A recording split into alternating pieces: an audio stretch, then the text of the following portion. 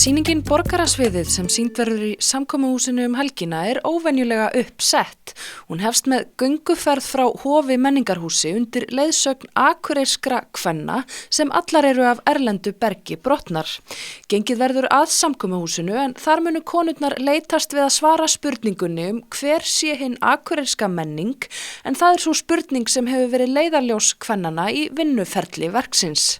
Þetta hófst reyndar bara í november og hugmyndin með það að reyna svona að fá íbúar Akureyri í þessu tilfelli til þess að segja eins frá og hugsa eins á sviðið þeirra samfélagi og hvernig þetta virkar og hvað geti farið betur og bara svona aðeins gefa okkur séns til þess að heyra þeirra rödd. En þessi sýning kannski ekki hefðbundin leiksýning ef að þær eru til. Útskýrið það aðeins? Einmitt, að þetta náttúrulega sýning þáttakenduna, þetta borgararnir gera sýningu borgarana, þannig að, og þannig hún óhefðbundin, þú ert með einhvers konar hóp úr samfélaginu sem að bara vildi þannig til að urðu allt erlendar konur og það var bara mikil heppni að þetta var bara, gerðist þannig að við erum þá búin að vera að vinna saman að bara einhvern veginn að spyrja okkur spurningar samfélagið okkar og bara okkur í þessu samfélagi, hvernig Akureyri, hvernig menning Akureyrar, eitthvað sem að mætti bæta þar eða allt bara frábært og svona hvernig, og við erum búin að komast á svolítið löngum tíma þegar við byrjum, þetta er búin að vera langt ferli. Þannig að við erum búin að ná að fara svolítið á dýpið og svona spyrja svolítið kannski raunverulegra spurningar sem að alveg skipti máli að fyrir Akureyri líka bara svona að komi kannski upp á yfirborðið og við spyrjum okkur hvað við viljum. Það Odd og Vala segja að ferlið skipti í raun meira máli en loka útkoman en í ferlinu kom fram að erlenda íbúa á Akureyri vanti oft meiri tengsl við innfædda. Hópurinn stóð því í sameiningu fyrir veislu fyrir íbúa Akureyrar þar sem tækifæri gafst á samtali milli fólks. Hópurinn tók svo virkan þátt í 1. maí hátíðarhöldunum á Akureyri.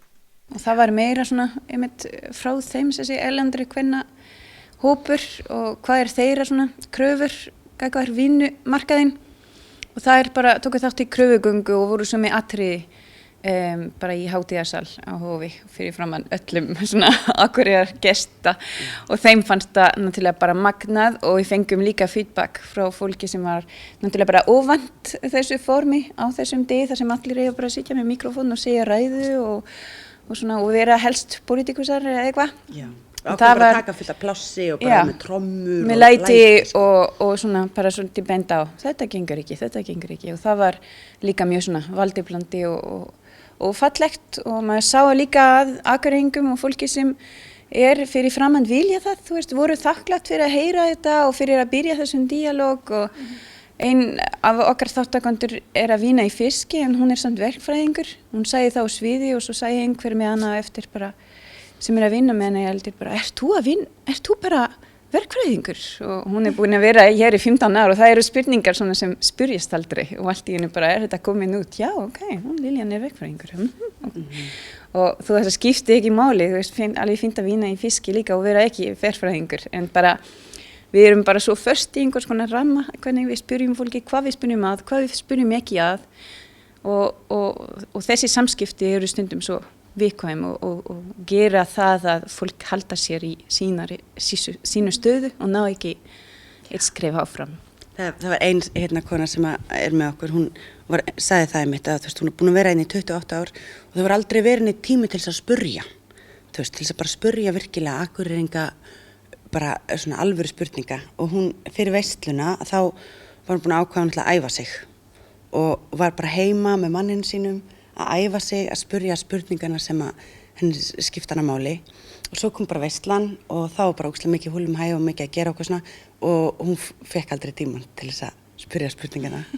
Þannig að þetta það mikilvægt að... Og það það sem við erum líka að skapa með öll þessu svona viðburði í kring allt veturinn, það bara að reyna að búa til rými þar sem þessi umræða getur hafa sér stað, þar sem ég get spurt og þú getur spurt og ég get sagt nei, ég vil ekki svara og það sé bara svona allt í lagi.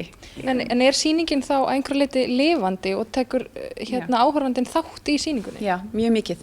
Þetta er náttúrulega, þessi sýning er bara það að við erum að hítast. Þetta er hópur sem ætla að hítast og við förum með fólki í leiðsögn í gegnum Akureyri. Þannig að fólk þurfa bara að vera svolítið svona óbind fyrir að sjá Akureyri með nýjum ljósi eftir þetta. Og þetta er einhvers konar svona endurfæðingarferli og við löpum með fólk og við gerum alls konar, þannig að þetta er svona þvílík þáttöku frá áhorfandur og líka því að þetta eru venjulegt fólk á sviðinu. Þá verður maður sem áhorfandur miklu virkari. Ég sít ekki bara og bíður eftir að heyra söguna, ég bara er með einhvern veginn. Það er oft sem gerist þegar maður horfir fólk sem eru óvænt á sviði, þá verður maður svona já, ég hlusta, ég er í þér. Hvernig er það samt fyrir ykkur? Nú eru þið báða með svona leiklistar bakgrunn. Hvernig er það að vinna með venjulegu fólki, eða þar að segja fólki sem er ekki menntaði leikarar og fá það alls að stíga út fyrir sinn þægindaramma?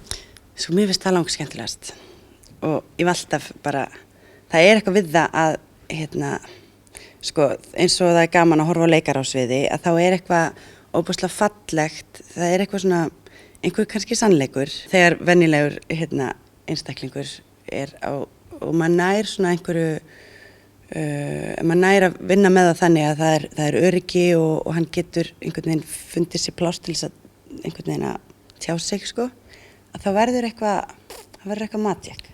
Vala, þú ert frá Akureyri. Hvernig fannst þér að upplifa bæinn þinn í gegnum svona erlendar konur? Einmitt. Mér fannst það sko magnað að því að, þú veist, akureyringurinn í mér er sko með svolítið fasta myndaði hvað Akureyri er og hvað Akureyri er ekki og þú veist, og hvað akureyrisk menning er. Og fyrst þegar við fengum þetta verkefni þá var ég svolítið föst í bara, já, við þurfum að tala um Davíð Stefánsson og við þurfum að tala um okkar dönsku rætur og við þurfum að tala um listikarinn og allt svona sem er, þú veist, akureyrisk menning. En í þessu ferli að þá, þú veist, fattar maður líka bara, sko, akureyrisk menning hlýtur að vera, þú veist, samansafn af þeim sem eru hér núna, þú veist, og ef að einhver, þú veist, fullt af fólki frá alls konar heimslutum og þá hlýtur það að vera partur af okkar menningu. Og þannig að það er búið að bara svona opna augum mín fyrir líka bara gjöfunum sem að við erum að fá með því að fá fjölbreytileika hingað inn, þú veist, og við þurfum að taka þetta inn sem part af menningun okkar. Er menning sveitafélags eða bæjar þá eitthvað sem er alveg svona fljótandi eða síbreytilegt, myndu þið segja það? Já, við myndum segja það. Já, að það sé bara, þetta er bara alltaf að breytast og þess vegna er menningsa sem hún er líka. Menning er bara ekki dautt hlut sem er bara að setja í einhverju bók og svo bara búið. Það bara er ekki hægt að vína þannig menning. Við bara þurfum að halda áfram að láta hana breyta og virkja það líka, bara svona að reyna að breyta það sjálf eða ef okkur finnst þetta er ekki, að við séum ekki að tilheyra hérna, það er eitthvað skrítið. Og plús það sko að þú veist, ef við förum nógu langt að þá er ekkert akureyrist, þú veist, Akureyri er danskur bær og Danmörk er ekki íslensk og þú veit, öll þessi áhrif sem við tölum sem einhvern veginn, þú veist, eitthvað sem hefur gert okkur að því sem eru utanakomandi. Leikstjórarnir bæta við að áhorfendur þurfi ekkert að óttast, þeir verða ekki neyddir til þáttöku, það sé auðveldlega hægt að horfa bara og hlusta. En það er eiga von á því að sýningin og efni hennar muni snerta fólk og breyta sýn þess á því hvað er akureyrisk menning. Það mun örugglega snerta fólk mjög mikið og breyta mikið í þeirra upplifuna bænum. Að þetta er líka hópur fólk sem er mjög